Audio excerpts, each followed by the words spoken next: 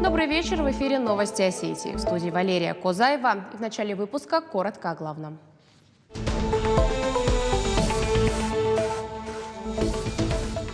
Сергей Миняйлов внепланово посетил республиканскую станцию скорой помощи. Качеством выполнения поручения остался недоволен. В чем причина, расскажем через минуту. Он помог мне узнать лучше, чего я хочу в будущем. У жителей Северной Осетии есть возможность пройти тест на профессиональную ориентацию в передвижном центре занятости. Мобильный пункт ездит по графику и обслуживает все районы республики.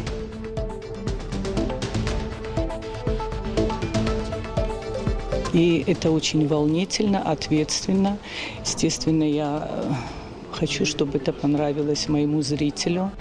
В Осетинском театре состоялась премьера антрепризы «Уажак». Яркую драматическую постановку готовили больше месяца, чем впечатлил непривычный формат искушенного зрителя.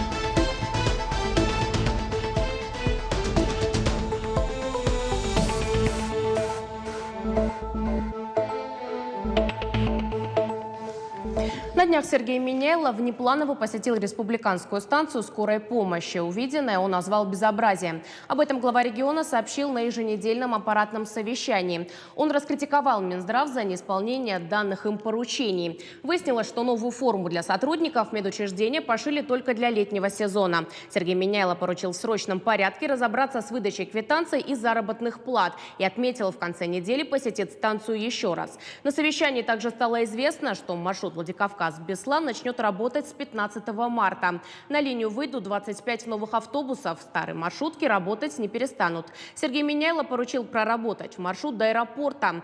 Говорили о ситуации на границе России и Грузии. Сейчас Верхний Ларс закрыт для всех видов транспорта. Там собралась очередь почти из 1300 большегрузов и 150 легковых машин. Для водителей организованы горячее питание и пункты обогрева. ЧС и таможня. Еще раз посмотрите электронную очередь. Сейчас как раз время есть с ней разобраться. Понятно, да? И где находится автотранспортное средство. Заполнены стоянки, перехватывающие или нет. Значит, стоянки по максимуму должны быть заполнены, чтобы машины не стояли вдоль обочин трасс. И как только перевалы будут открыты, в готовности сразу по максимуму пропускать автотранспорт. В Северной Осетии сократились объемы нелегального производства алкогольной продукции. Об этом говорили на заседании комиссии по противодействию незаконному обороту промышленной продукции в республике. Его провел Сергей Миняйлов. Как отметил глава, проблема незаконного оборота промышленной продукции в Северной Осетии остается актуальной. Принятые в прошлом году меры позволили значительно сократить объемы нелегального производства. Из незаконного оборота изъято свыше 100 тысяч бутылок алкогольной продукции, 35 тысяч литров спиртосодержащей жидкости. Задокументировали противоправную работу 8 организованных преступных групп, прекратили деятельность 18 подпольных производств. Министр экономического развития Заур Кучиев рассказал о готовности предприятий республики к обязательной маркировке пива и мерах поддержки по оснащению производителей пивоваренной продукции оборудованием для маркировки. Созданы все условия, чтобы переход на новую систему был максимально плавным для предпринимателей республики. Олег Мамиев посмертно награжден медалью во славу Осетии. Сергей Миняйлов вручил ее семье командира интернационального батальона «Пятнашка». Глава отметил, в историю Осетии он вошел как настоящий герой, проявлял себя как мужественный и отважный боец. Олег Мамиев в 2014 году в числе первых российских добровольцев прибыл в Донецкую Народную Республику. Воевал в батальоне «Восток», позднее возглавлял интернациональную бригаду «Пятнашка». Погиб 17 мая 2018 года от ранений, полученных в районе Авдеевской промзоны. Указом главы ДНР подполковник Олег Мамиев был посмертно удостоен звания Герой Донецкой Народной Республики. В Донецке на аллее героев ему установили бронзовый бюст. Олег Мамиев похоронен во Владикавказе на аллее Славы вместе с защитниками осетинского народа. Профилактика терроризма и экстремизма, патриотическое воспитание и предотвращение влияния сомнительных субкультур на молодое поколение. В Североосетинском медицинском колледже прошла студенческая акция против так называемого движения ЧВК «Рёдан». Со студентами общались представители МВД республики. Говорили о пагубном влиянии соцсетей, о целях ЧВК «Рёдан» – настроить молодежь друг против друга. Для студентов и их родителей подготовили памятки по безопасности в социальных сетях. Также специальным гостем стал участник спецоперации, выпускник медколледжа Александр Мурацев. Мы должны работать не только с молодым поколением, с подростками, учащимися, студентами вузов, средних образовательных учреждений. Но я считаю необходимо сегодня акцентировать работу с родителями. Мы подготовили разного рода 3 памятки для родителей. Мы проводим сегодня, завтра родительские собрания. Мы должны все вместе сегодня объединиться и сказать: экстремизму нет, в России нет, в Северной Осетии нет, в медицинском колледже нет и должно быть. Поэтому двигаемся вперед по этому направлению. В Северной Осетии впервые проходит семинар по беспилотной авиации. Программа рассчитана на 4 дня и ориентирована на операторов дронов и силовых структур. Участниками стали около 20 человек. Это сотрудники ФСБ, МВД, Росгвардии и добровольцы из батальонов Алания и Осетия. Новую специальность помогают освоить инструкторы с опытом специальной военной операции. Обучение проходит не только в теории, но и на практике. Впереди участников ждут выезды на полигоны, где в разных условиях им предстоит поднять и посадить аппарат без повреждений. У нас планируются еще семинары для гражданских, в частности, беспилотная авиация требует развития, и у нас запланирован, у нас есть предложение к Министерству образования провести семинар для преподавателей, то есть чтобы уже со школьной скамьи дети, те, кто заинтересуется, могли более точно, более четко определиться, чтобы у них была возможность, и при учебном центре «Феникс» нашем будет создан и класс.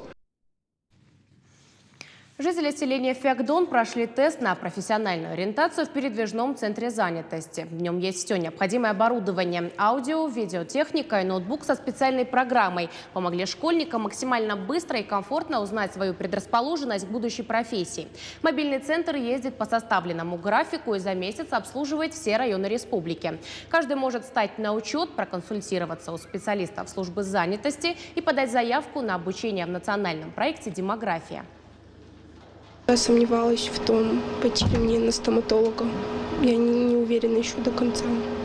Я была рада пройти тест, он помог мне узнать лучше, чего я хочу в будущем, на кого мне пойти.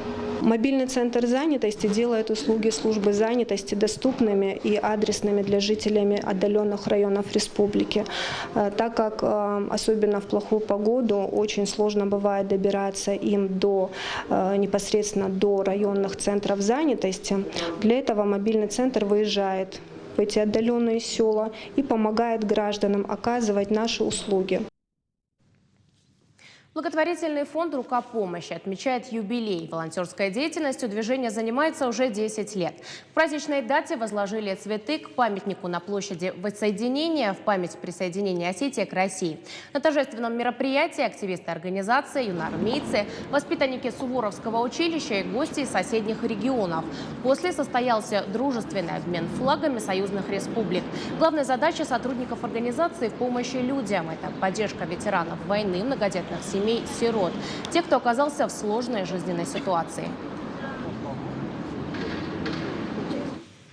В рамках партийного проекта «Старшее поколение» представители «Единой России» поздравили долгожительницу Жалику Губаеву с днем рождения. Ей исполнилось 102 года. Жалика Губаева – настоящий пример стойкости и героизма. В годы Великой Отечественной войны ей пришлось рыть танковые окопы для советских солдат. После войны она больше 20 лет проработала на швейной фабрике. В праздничный день Жалику Тутырбековну окружают родные и близкие. посещаем регулярно. И на столетнем юбилее были, поздравляли. Сейчас тоже она в окружении родственников, близких. У нее своих детей, к сожалению, не было, но племянники, внучаты и правнуки, братьев и сестер, она им заменяет сейчас как бабушка всех старших. Хочу сказать, что наших старших, особенно тех, которые еще во время Великой Отечественной были и на фронтах, и в тылу, нужно вспоминать не только 9 мая, но и весь год, быть рядом с ними, помогать, если какие-то им в чем-то нужна помощь, нужно им оказывать содействие, всегда быть рядом, заглянуть даже просто так, поздороваться и спросить, чем помочь, выслушать старших. В школе Нижней Санибы провели урок мужества. Ученики 6 класса подготовили презентацию и рассказали о 25 военнослужащих-односельчанах, которые участвуют в спецоперации. Также малыши из детского сада рассказали стихотворение. Ребята пожелали нашим военным стойкости и силы. Конечно, скорее вернуться домой здоровыми и невредимыми. На мероприятие пригласили матерей бойцов. Их поблагодарили за воспитание достойных сынов Отечества и подарили цветы. В конце все участники и гости почтили погибших героев минутой молчания. Это мероприятие мне очень важно.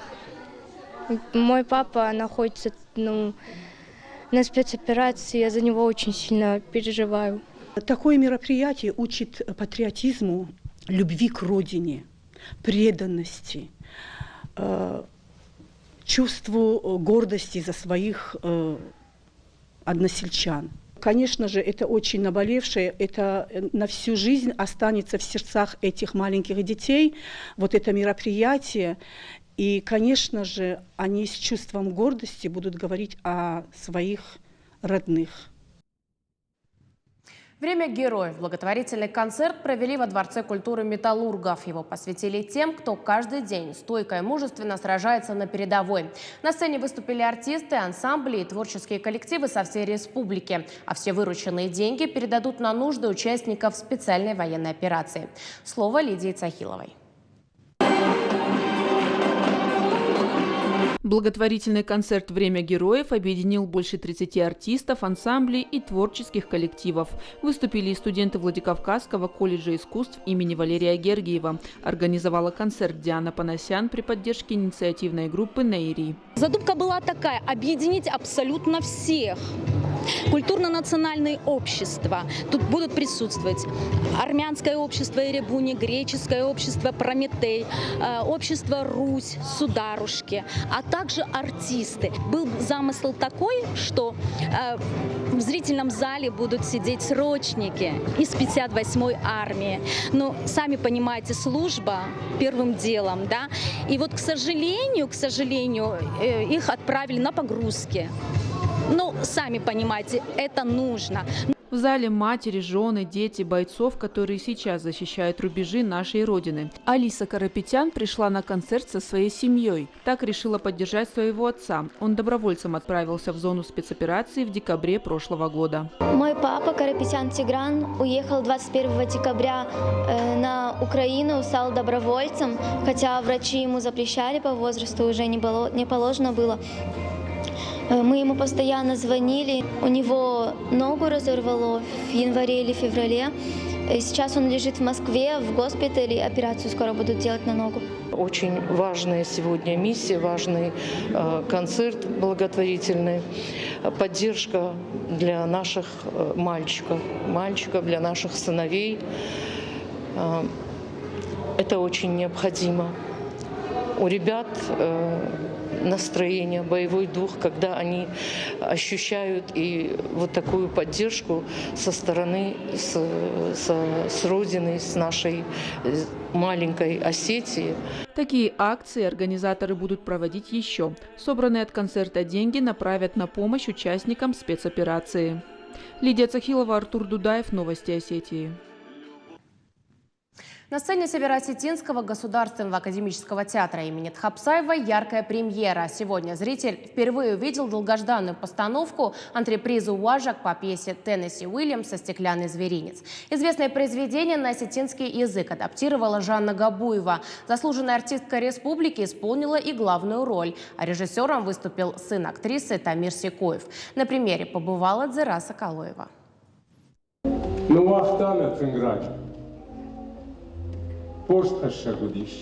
Такую непривычную постановку на сцене Осетинского театра нечасто можно увидеть. Один из главных героев выходит к зрителям с видеокамерой, а картинку спектакля тут же выводят на проекцию. Технически осуществить такую задумку было непросто.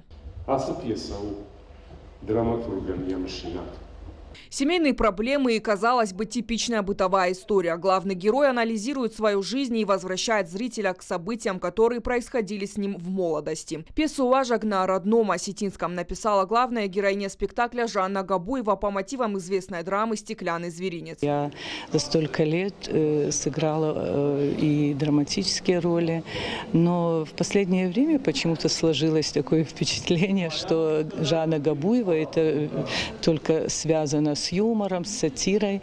А я считаю, что актер, он должен быть всесторонний. Хочу, чтобы мой зритель ко мне приходил не только на комедии, не только на мои юмористические монологи, но и на серьезные работы. Воплотить давно задуманную идею в жизнь помог талантливый режиссер Тамир Секоев, сын Жанны Габуевой. По их словам, семейный тандем оказался в какой-то степени не таким уже простым, как предполагали.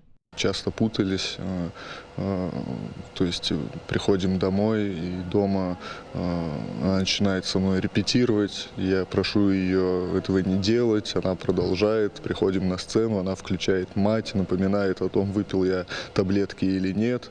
В общем, сложно абстрагироваться от родственных уз, некие преграды, но они непреодолимы.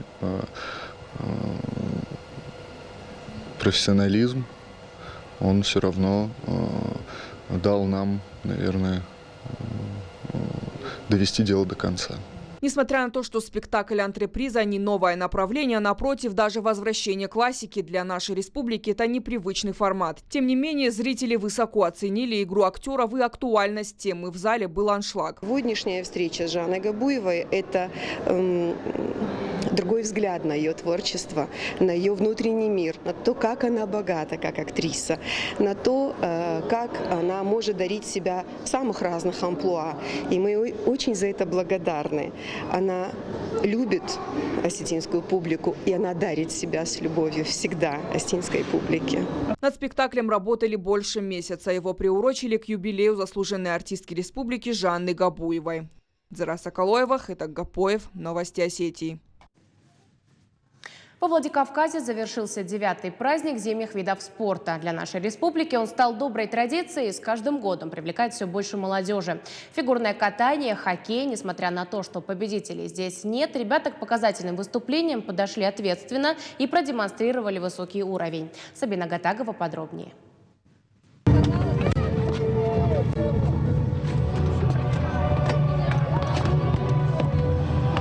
Тулуп, аксель, флип и другие сложные элементы юные фигуристки выполняют с легкостью. Это показательные выступления, но полностью выкладываются и оттачивают актерское мастерство, зрелищное шоу на льду, итог успешного сезона и упорных тренировок. Многие из них в этом виде спорта не первый год. Я решила заниматься, потому что это очень красивый вид спорта. Я смотрела на девочек, которые умеют кататься, как они прыгают, и я тоже захотела. Я попросила маму, чтобы она меня повела, и я пришла. Особенно мне нравится Александра Трусова. Свое мастерство показали десятки спортсменов. Они старались удивить зрителей техникой исполнения, внешним видом, костюмами и, конечно, музыкальным сопровождением.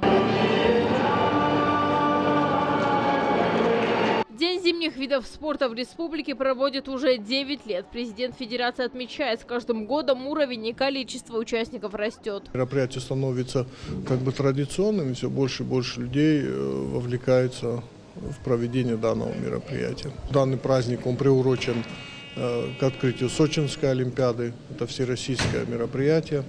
Оно проводится Олимпийским комитетом России. И на местах его проводят олимпийские советы, которые созданы были Олимпийским комитетом России в регионах нашей страны. Желающих заниматься зимними видами спорта в республике много. Сегодня здесь тренируются несколько хоккейных команд и группы фигуристок. Совсем скоро стартуют этапы первенств ЮФО и СКФО. Сабина Катагова, Алана Бзыкова. Новости Осетии. Это была вся информация к этому часу, а я с вами прощаюсь. До встречи в эфире.